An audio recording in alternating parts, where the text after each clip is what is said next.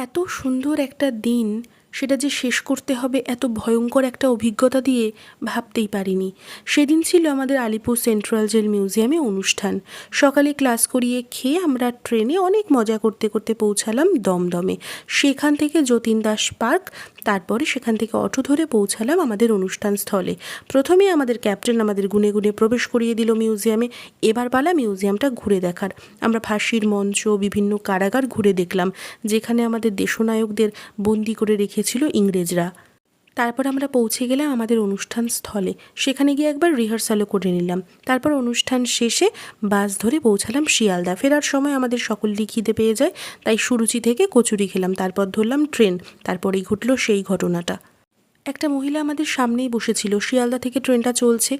জগদ্দল পার হওয়ার পরে যেই কাকিনাড়ার মাঝপথে, তখনই মহিলা উঠে গিয়ে ঝাঁপ দেয়। এই ভয়ঙ্কর দৃশ্য দেখে আমরা সকলেই হতবাক। কী হলো, কেন হলো, কিছুই বুঝতে পারলাম না। শুধুই থমথমে একটা পরিবেশ, অস্বস্তিকর একটা পরিবেশ এবং ভয়ঙ্কর একটা পরিবেশ। এই সব কিছু নিয়ে বাড়ি ফিরলাম। ফিরে আর খেতে একটুও ইচ্ছা করছিল না। শুধুই এক টুকরো আম খেয়ে সেদিনের মতো রাতটা কাটিয়ে দিলাম।